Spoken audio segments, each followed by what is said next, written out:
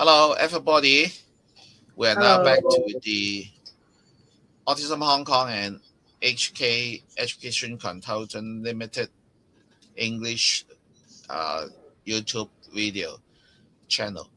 Welcome back, Freddie Hong and Daniel from the project on interviewing ethnic minority shops in Hong Kong. This is Hi, the third. Francis. Yeah, this is the third of our Freddie Hong Kong series. Um, Before we start the program, let me propose we keep 5 seconds mourning for victims of fire at One Food Court in Tai Po, Hong Kong on 26 November 2025.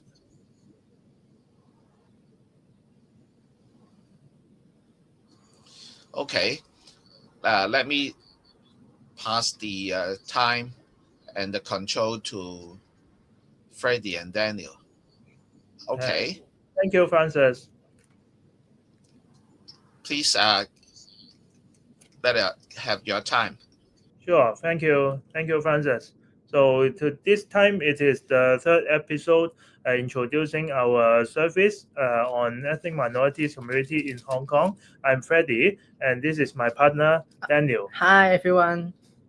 Today we are talking about our project on interviewing some ethnic minority shops and restaurants in Hong Kong. Um, Actually, a few years ago, this idea came to my mind that I would like to introduce to the local Chinese community more about the livelihood and career, especially those who are working in shops or open shops in Hong Kong. What kind of career and occupation do they do? What kind of business do they do in Hong Kong? Why do I have this such idea? Because at that time, a lot of Hong Kong people, both I think elderly people or still young students, they have a stereotype that many of ethnic minorities or South Asians in Hong Kong may be doing some working in some grassroots occupation, or like cleaners or construction sites or security. This stereotype may be because of their strong impression on what the ethnic minorities they meet on everyday life. So, but actually, what I would like to say is that our ethnic minority community is not only that, or there are more diversity and more different kinds of occupation they're engaged in and different kind of business they're engaged in. So we have last summer we have interviewed 8 shops in Jordan district, and I remember Daniel, you also participated in the interviews. Yes, I agree. Yes, I did experience that, and I really feel so impressive about their story sharing behind about their livelihood or about their thoughts. Yeah, let's go through these stories with our audience.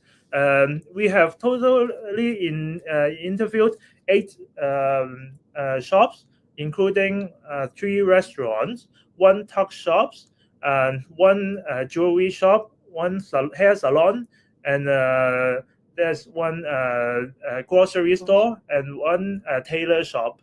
So this is not what we have our local Chinese community have perceived that ethnic minorities usually work in restaurant and grocery store only. So our first story is about a Nepali lady. She opened a tailor shop. She make clothes. I remember you have also visited her. Yes. And her shop is on a very narrow street lane, and is a very local community. And the shop owner is Amrita, and actually she has shared with us she didn't know how to make clothes before, and she got the sewing machine from a local Chinese, and that Chinese person not only give her the sewing machine, she also teach her how to make clothes. Yes, right? True. Anything you want to share with us? So you can see from the picture in her shop nowadays, it's become more beautiful clothes and many more very comprehensive equipment for her business.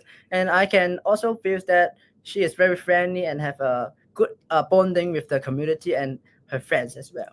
Yeah, but from the story of her starting off her business, it is actually an interaction between local Chinese and Nepali community, because she not only got the machine from the Chinese, or she also learned from the skill from her, and the shop is of course still existing and in the local community in Jordan, and there is we can see the mixture or the fusion of different cultures here.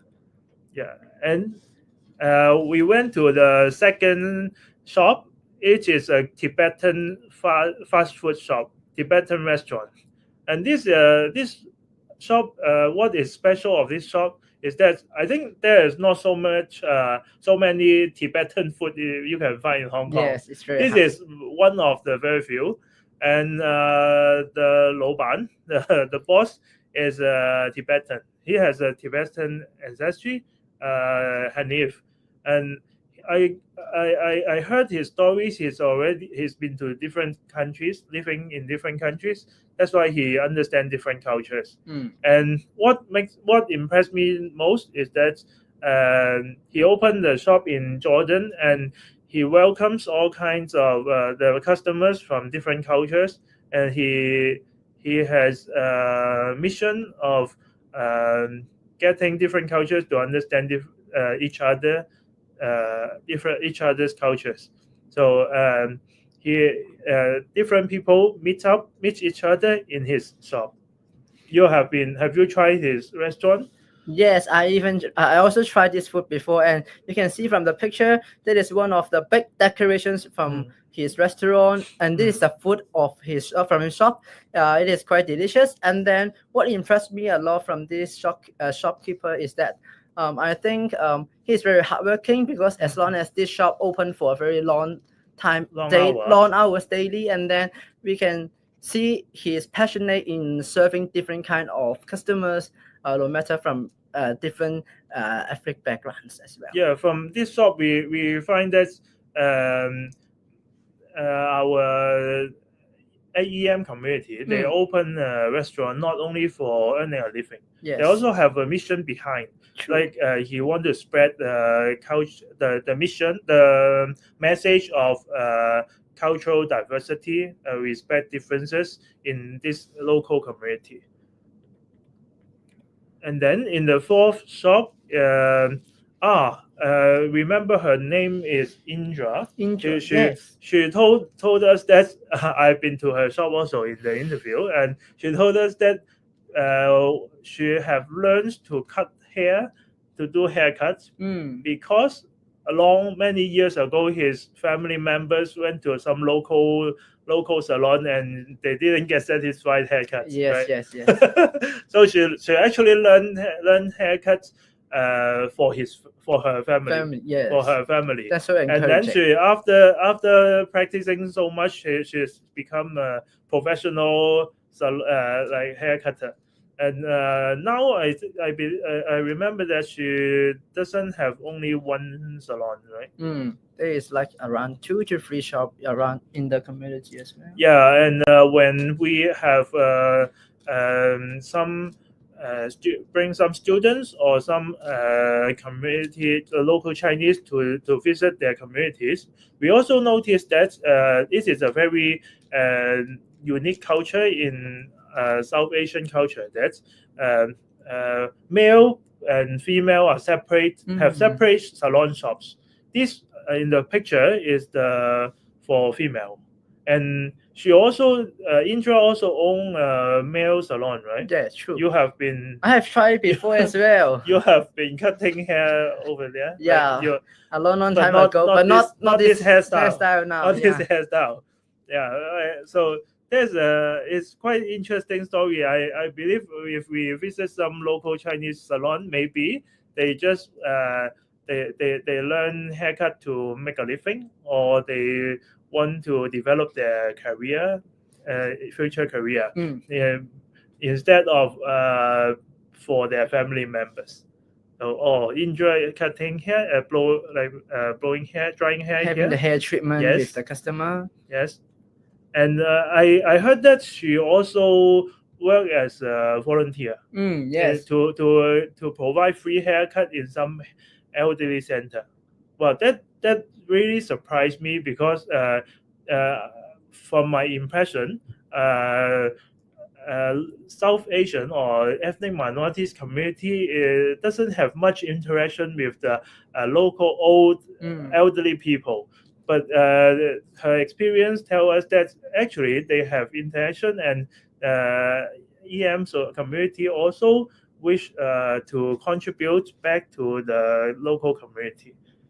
Yes, I really appreciate on her initiative, and I think this is a very encouraging to the community as well. Like they have a better bonding as well. It's Yeah. good.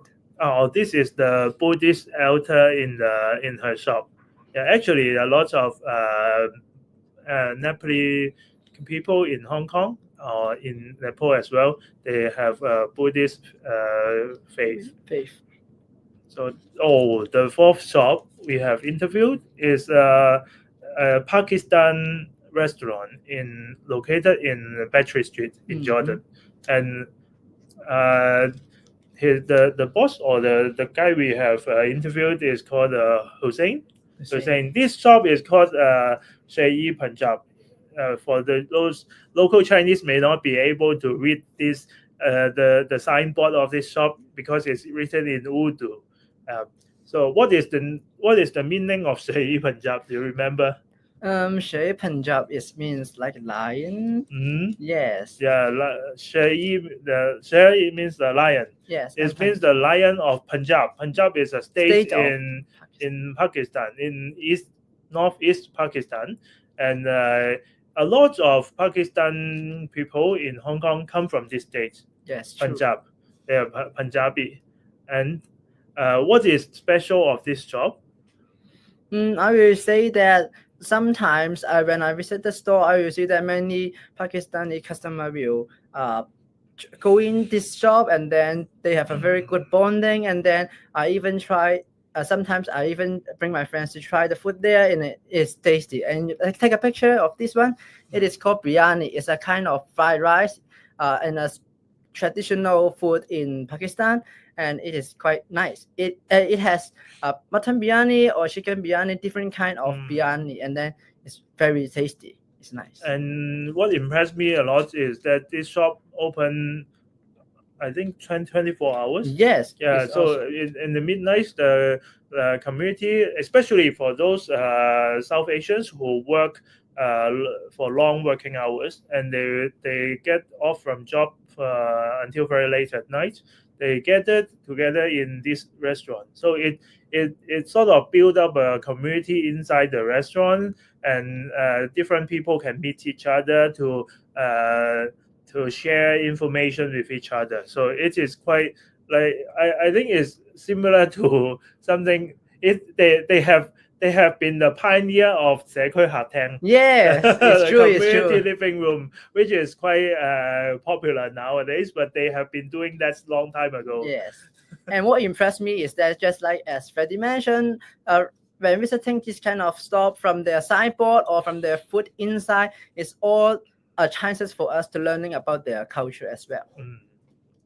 So the fifth story, we have visited a jewelry shop. Yes. I guess a lot of local Chinese people do not know that, or they haven't visited a South Asian jewelry shop or gold shop before. Mm. All they know about Zhao Shangshang, Zhao Daifeng. Yeah, There's local, the the majority local, brand. yeah, local gold shop or jewelry shop. But actually, in our community, there's quite a number of jewelry shop and gold shop opened by Indian and Nepalese, Yes. right?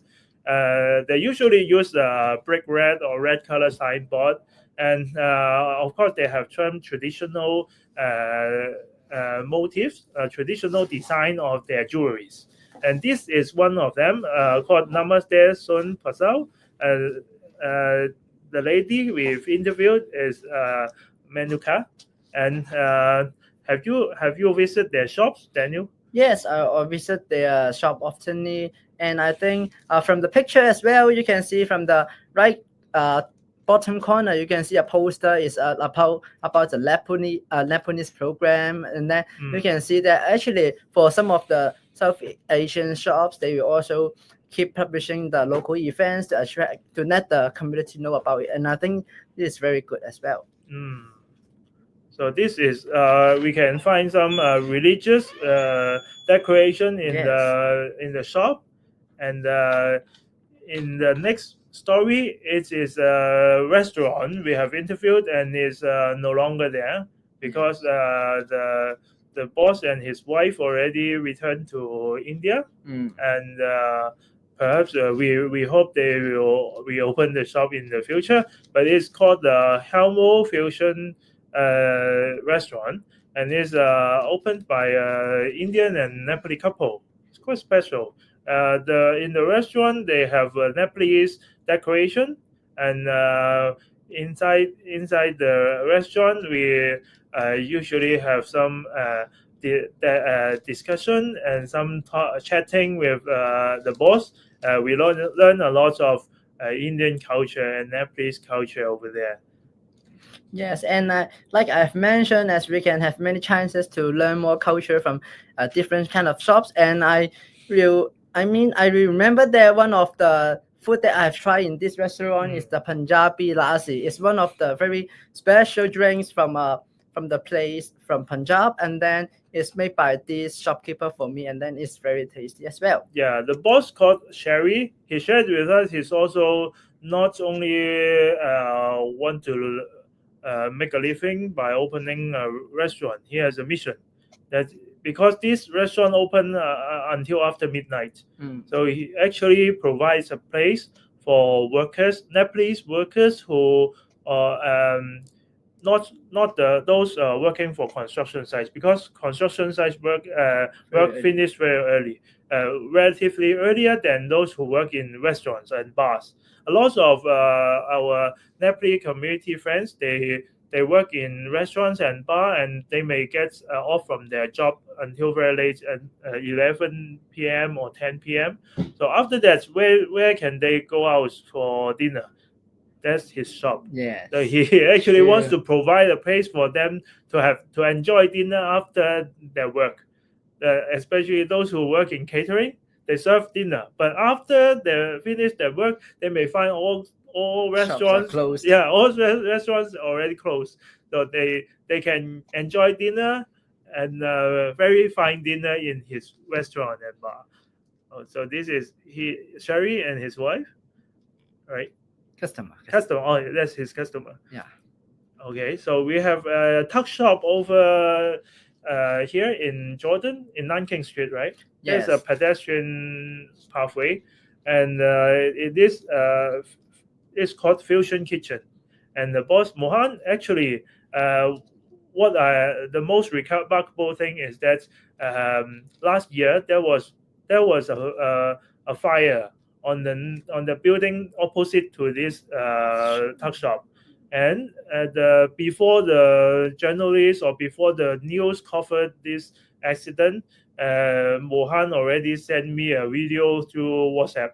So me and Daniel and our partner went down to offer help to the community, and there are some EM kids. They do not know where to go, and we have offer refuge in our center for them, so they can take a rest until waiting for their parents to pick them up Yes. at that fire. Of course, that I remember that fire accident didn't cause any injury or death, but there are of course some people who may be very confused about the situation and did not know what to do, and it is very lucky that we have first-hand information from Wuhan, which is located just opposite to that building. So we went there before the firemen and before the firefighters and the journalists go, so we can offer help immediately for the community. So this is Mohan cooking some snacks in his tuck shop. Like Jerry and Sarah tea is some traditional snacks that we will sometimes In order Nepal, for right? in Nepal we will order for the locals to try as well. Right. Yes, to share with them. So finally, we have a story from the grocery store in the Battery Street. So it's opened by Pakistan, right? Pakistani friends, and his name is Jamshed. And he is actually he can speak a little bit Cantonese. Yeah. not a little bit, quite a lot. And he's been here for a long time. His shop as well, and I remember that he shared with us. There's also a lot of local Chinese people buying food from his shops, because in his store we can find food from different origins. We also find Thai rice. We also find some food that local Chinese will use for cooking. So actually, it's not just for Pakistan or not just for South Asian community. It's for all. And actually, he also welcomed different people. What is remarkable is that he has some cats in his shop, right? Yes, the cat looks so lazy and relaxing. I still remember. It's very relaxing. Yeah, Yes. Every time we went, we play with his cats. So actually, from these shops, that's the cat. Yes, that's the cat. From the stories of these shops, we actually see a lot of mingling between the South Asian community and local Chinese.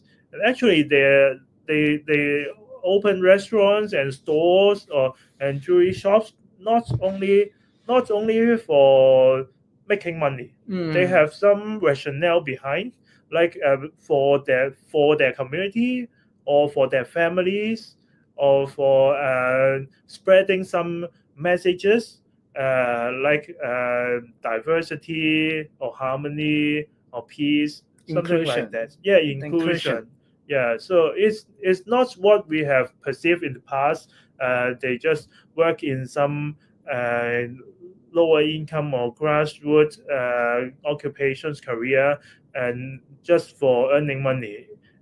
We published these stories last year in the Facebook and Instagram in order for us, for our local Chinese people to understand more about the South Asian community in different perspective, instead of one single direction, perspective. We want a all-rounded and more multi-dimensional understanding about EM in Hong Kong. It's true. So I think that's all for our sharing in this episode. Thank you, Francis, for giving us a chance to share about the stories of these EM shops in our community. Thanks, Daniel and Freddie. And we will be back in next week, but since next week will be Christmas, so our episode will be broadcasting next Tuesday instead of Thursday. Thank you. So I hope all enjoy tonight and have a good sleep. Thank you. Thank you. Freddie, and then see you again. Bye-bye. Bye.